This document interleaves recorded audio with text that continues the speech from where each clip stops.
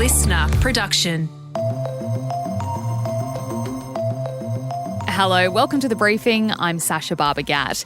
Selling your sperm or eggs is illegal in Australia, and it has been for a long time. But amidst a cost of living crisis and a shortage of donors, there are questions about whether there should be a rethink of these laws. If you can imagine a woman donating eggs, that is quite a complicated process, might require several days of work and so forth.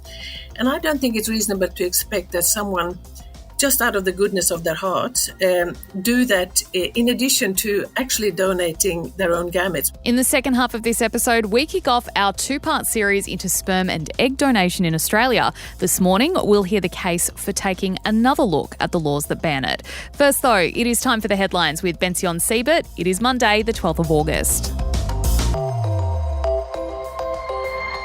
Good morning, Sacha. 3 more medals to Australia overnight as the 2024 Paris Olympics wrapped up.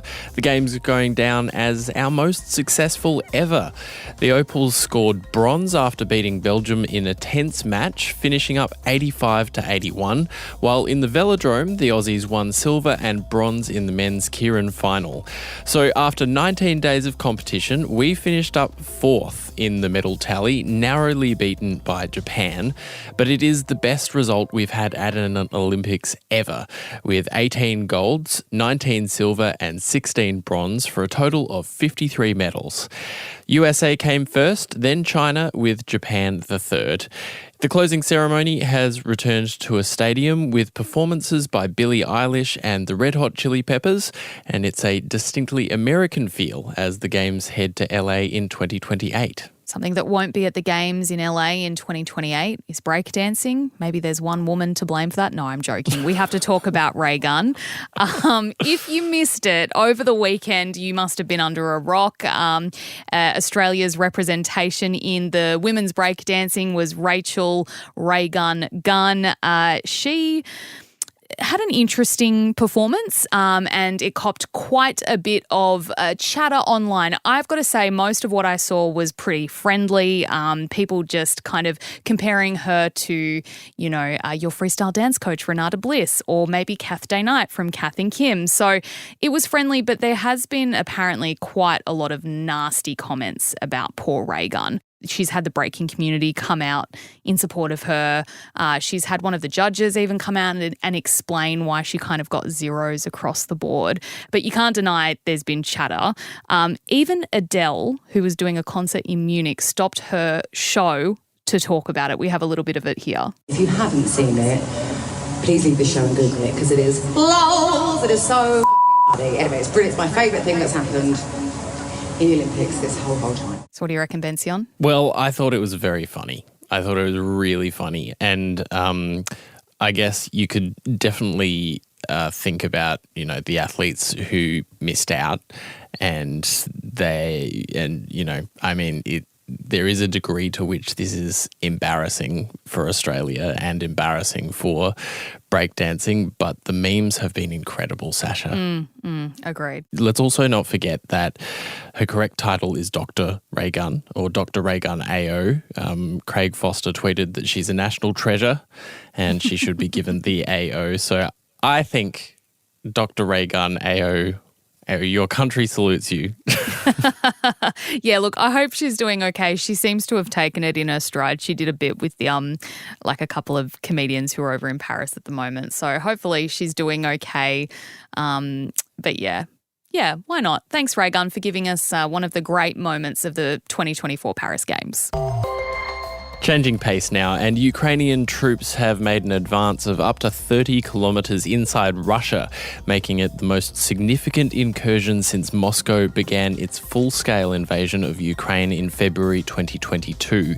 Russia's defence ministry has confirmed their forces have engaged with Ukrainian troops near villages that they haven't reached by their offensive before. President Volodymyr Zelensky has directly acknowledged the attack for the first time, saying in his nightly address from Kyiv, Ukraine is proving that it can indeed restore justice and ensure the necessary pressure on the aggressor. Meantime, Russia has responded, apparently unironically, saying Ukraine with its move is, quote, intimidating the peaceful population of Russia. Israel has expanded its evacuation orders in southern Gaza after its airstrike, which killed close to 100 people. The attack on a school-turned-shelter east of Gaza City has been condemned by the UN's Human Rights Office, which called it the latest in a series of systematic attacks on schools. According to the UNHCR, Israel has now destroyed more than 80% of the schools in Gaza. The White House too has commented on this attack, saying it is deeply concerned and has been in touch with Israel over this latest strike. Now, under this expanded evacuation, tens of thousands of Palestinians have been forced to flee a designated humanitarian zone in the southern Gaza city of Khan Yunis. The evacuation order is one of the largest in Gaza since last October. And Joe Biden has given his first interview since dropping out of the presidential race. He sat down with CBS and was asked about his decision, Biden confirming what most of us probably already thought. He was worried that the questions around his ability to run and lead would become a distraction. It's a great honor being president. I think I have an obligation to the country to do the most important thing we can do, and that is we must defeat Trump. New polls out over the weekend as well show it was probably the best call, with Kamala Harris now leading Donald Trump in 3 battleground states: Wisconsin, Pennsylvania and Michigan.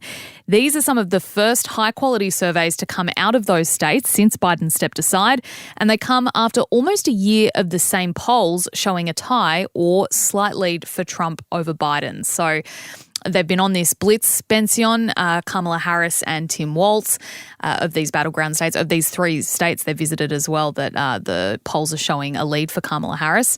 It looks like it's working for now. Yeah, so far the momentum has continued for Kamala Harris and Tim Walz. It seems that so far Donald Trump has not found the way to dislodge this momentum, and it'll be interesting to see what happens next because the debates are coming up. So they'll be fascinating to watch. American politics, eh? We've still got plenty left to observe before the country heads to the polls in November. Bension, thanks so much for being here for the headlines. Next up, we're getting into part 1 of our 2-part series, trying to answer the question why you can't sell your eggs and sperm in Australia.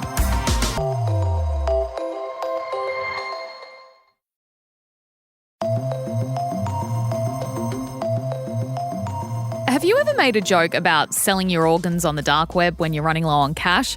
I have. But did you know while it's illegal to do here in Australia, it is actually legal in other countries? While an organ like a liver or kidney might seem extreme, this law also covers the sale of our own eggs and sperm. To many, these are innocuous parts of our bodies with plenty left to spare. Donating them would have little to no impact on our everyday health. So why is it illegal, and should there be a rethink? In this 2-part series, we're looking at the for and against of selling sperm and eggs in Australia. This morning's deep dive is with Karin Hammarberg. She's a senior research fellow in global and women's health at Monash University. And she thinks the issue is far from black and white, and it's time for a bigger conversation around the issue. Karin, thank you so much for joining us on the briefing today. To start off, could you explain to us why selling eggs and sperm is illegal in Australia at the moment? So what has been concluded over a number of years, sperm donation has featured for a very long time in Australia. Egg donation is probably more recent, but it's still been around for some 30-odd years, is that this is supposed to be an altruistic gesture and something that people shouldn't do for the sake of earning money. And that's the kind of stance and ethical position that both state and federal governments have taken, and including the National Health and Medical Research Council. So it is an absolute given in Australia that there's no commercial egg and sperm donation. It all has to be done on an altruistic basis. Do you agree with that position?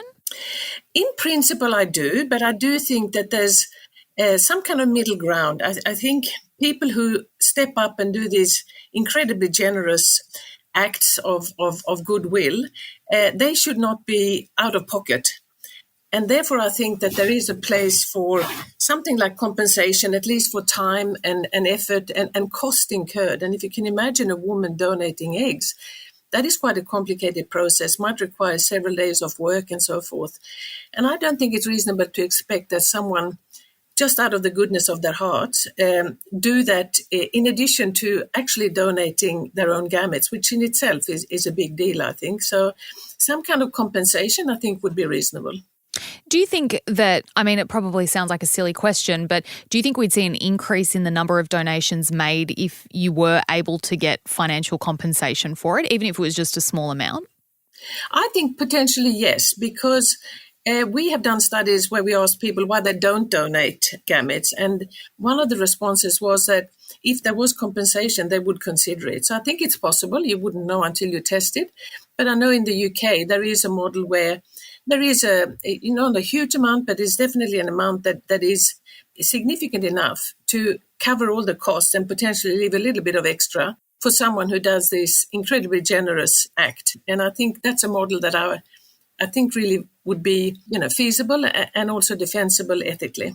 I've got to say, I have absolutely no idea how the process works. So I'm wondering if you could explain to not only me, but I'm sure many of our listeners who'd feel the same. What is the actual process? We'll start with women for donating their eggs. I wake up, I decide I want to donate them. How do I go from deciding I want to actually having those eggs donated? In Australia, most egg donors are donating to someone that they know. So they might have a sister or they might have a friend, and they've agreed between them that a donation will happen, but it'll be directed to this particular person. And then they go to a fertility clinic. The donor receives fertility drugs for a couple of weeks and then has to undergo a surgical procedure where the eggs are retrieved. And then they can be frozen and used by the donor at a time that is suitable for, in her menstrual cycle. They obviously then have to be inseminated with sperm from the recipient's partner or a donor to create embryos that are then transferred back to the woman. But for women who want to do just this act of generosity to anyone, they would have to be approaching a fertility clinic and just offer to donate their eggs to anyone, just because it's a really altruistic and kind thing to do. And there are these women, but not that many, and certainly not enough to cover the demand, because there's quite a demand for donor eggs in Australia. Yeah, which is why I asked the question before as to whether, offering some sort of compensation might help, because I've got to say I'd have to be feeling very, very nice to want to go through that process to donate my eggs to someone I didn't know. Look, is the process easier for men? I'm guessing it might be. For men, it is, of course, much easier because it involves producing a sperm sample that is handed over to the laboratory. It's still complex in the way that, it involves counseling before you become a donor, and that goes for both egg and sperm donors. Everyone needs to be clear about what the legal implications are, which means that they're not responsible as parents. And they also need to know that they will be known to if the child is conceived, that there's no such thing as donor anonymity in Australia. And that's on the basis of a lot of research that shows that people who are conceived from donor gametes often grow up and want to know their biological origin. So the best interest of the child is, of course, to be able to know who the donor is. And that's one of the principles we operate under in Australia. And donors are counseled about all these things if they go to a fertility clinic. But there's also a lot of informal donation, of course, where a woman might have a friend who is prepared to donate sperm, and none of those kind of safeguards in terms of legalities are quite as assured in those kind of situations. Let's talk about how it works overseas. Where can you currently sell your eggs and sperm if you're living overseas? And as an Australian, could I then just head over and do it and make a few $1,000s? Yes, so the answer is yes and yes. There are quite a few places, and the more famous ones are probably Spain and South Africa. And in both of these places, women can donate their eggs and men can donate their sperm, and they are paid for it. So it's a commercial enterprise. And then people from other countries can come and basically buy them by contacting fertility clinics if they do need eggs or sperm. But the thing about both Spain and South Africa, which I think at the moment are the bigger one, and potentially also Greece, they have mandated donor anonymity. So for people who go to these countries, get their gametes, have a child, those children will not be able to find out who their biological parents are. And that for us, I think, is quite problematic. Do you think other countries are doing this better than Australia is? I don't mind so much the payment, but I do think that the donor anonymity is not something that is defensible. If you look at the evidence for what is the best interest of children, and I think the first thing to actually safeguard in these situations is what might be the best outcome for children born through these. I mean, the grown-ups make the decisions, but a child is born, and how can we defend their best interests and their rights? And I think donor anonymity is a deal breaker for me. And I think anything that doesn't come with transparency for the child is not a good practice. And is there any push in Australia? Are there any campaigns or anything happening to try and change the way it's done here? Or have we all kind of just accepted it as that's how it is in Australia and it's not going to change? Yeah, that's a good question, because I do think we need to have a grown-up conversation about this. And I know that just recently, or a year or so ago, the Victorian government opened up a public sperm and egg bank. But I'm not so sure that there's been a lot of deposits in this bank just as yet. I think we need to have much more, strategies for actually recruiting donors. There needs to be advertising campaigns. We need to have broader understanding in the community of the need for donor eggs and sperm. And I do think in that conversation, we should be able to approach this idea that some compensation, reasonable, but not something that actually is an incentive to donate just for the sake of money, but to actually give the people who do these things some kind of at least compensation for their time and effort. I think is a reasonable thing to do. How much money are people making overseas, by the way? It was something I meant to ask you before, but is it quite profitable for people who decide to do it? The women in Spain receive quite reasonable compensation or payment, I think. In South Africa, very young women donate, and they can donate up to 6 times. They're often poorer women, and the money means something to them, but it is actually much, as a proportion of what the fertility clinic charges, it's really pittance. And I think that's where we need to also have think about what is the payment representing, because fertility clinics charge an awful lot of money for treatment with donor gametes. So fertility clinics make money, but the donors can't make money. And there's something about that doesn't sit very well with me. Well, it's an interesting conversation. Karin, thank you so much for joining us today and for having it with us. Thank you. That was Karin Hammarberg from Monash University. And be sure to come back this afternoon at 3. We're going to hear the case against being able to sell our sperm and eggs in Australia. But that is all for this episode of The Briefing. If you liked it, would you please share it with someone you think might enjoy it as well? And don't forget to check us out on TikTok and YouTube. Search Listener Newsroom. We're also on Instagram at The Briefing Podcast. I'm Sacha Barbour Gatt. See you next time.